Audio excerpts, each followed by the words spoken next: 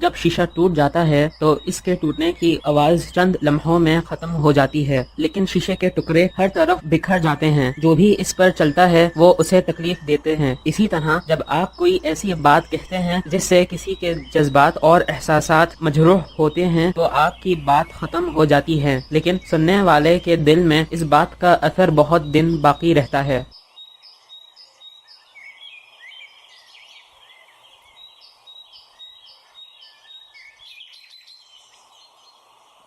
تلوار کا لگایا ہوا زخم بھر سکتا ہے لیکن زبان کا لگایا ہوا زخم نہیں بھرتا۔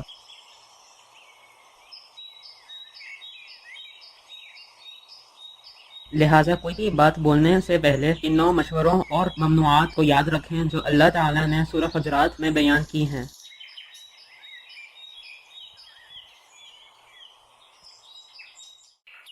نمبر 1، فتبینوا، تحقیق کر لیا کرو۔ ہر ایک کی یہ ذمہ داری ہے کہ اس کے پاس کوئی بھی خبر آئے تو پہلے اس کی تحقیق کر لے تاکہ غلط فہمی کی وجہ سے کسی کے خلاف کوئی بات نہ ہو۔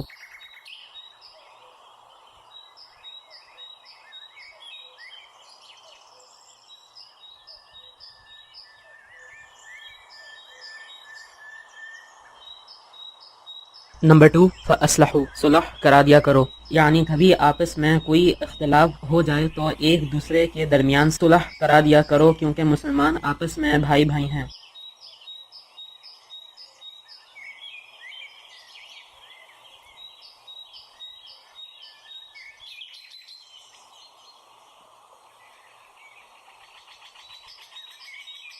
نمبر 3، واقسطوا، اور انصاف کرو۔ جب بھی دو فریقوں کے درمیان کوئی تنازع پیدا ہو جائے تو دونوں فریقوں کے درمیان انصاف کے ساتھ کام کرو، کیونکہ اللہ ان لوگوں کو پسند کرتا ہے جو انصاف سے کام لیتے ہیں۔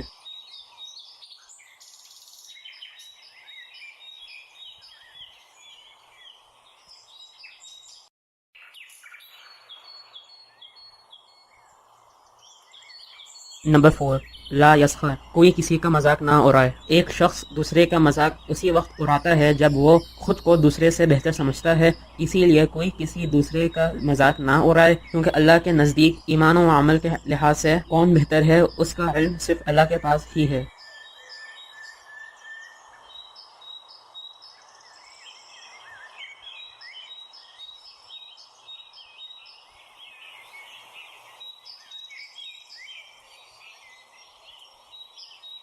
نمبر 5، ولا تلمیزو، اور نہ کسی کی توہین کرو۔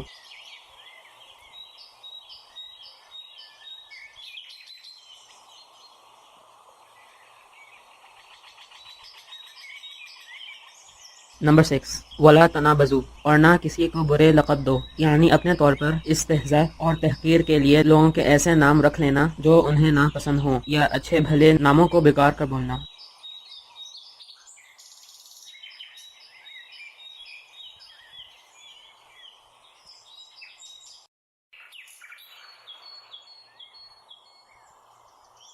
نمبر 7، اجتنبوا کثیرا من الظن، بدگمانی کرنے سے بچو، یعنی کسی کے بارے میں بدگمانی یعنی برا سوچنے سے پرہیز کریں، کیونکہ کچھ بدگمانیاں گناہ ہیں۔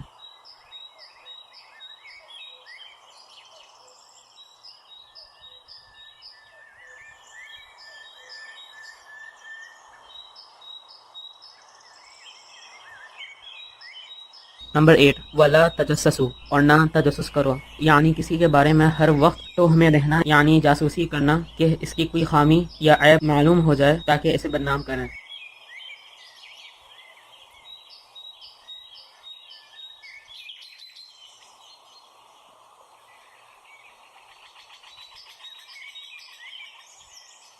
نمبر 9، ولا تغتب بعضکم بعضا، اور نہ تم میں سے کوئی کسی کی غیبت کرے۔ غیبت کا مطلب یہ ہے کہ دوسرے لوگوں کے سامنے کسی کی برائیوں اور کوتاہیوں کا ذکر کیا جائے جسے وہ برا سمجھے، اور اگر اس کی طرف ایسی باتیں منسوب کی جائیں جو اس کے اندر موجود ہی نہیں تو وہ بہتان ہے۔ دونوں اپنی جگہ بڑے جرم ہے۔ غیبت کرنا اپنے مردہ بھائی کا گوشت کھانے کے مترادف ہے۔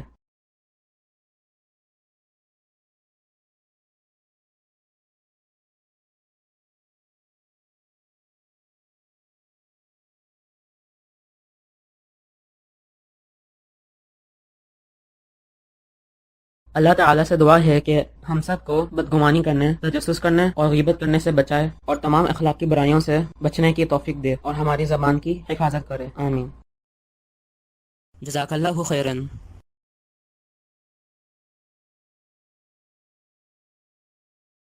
Please like, share and subscribe to our YouTube channel and also follow us on our other social media platforms.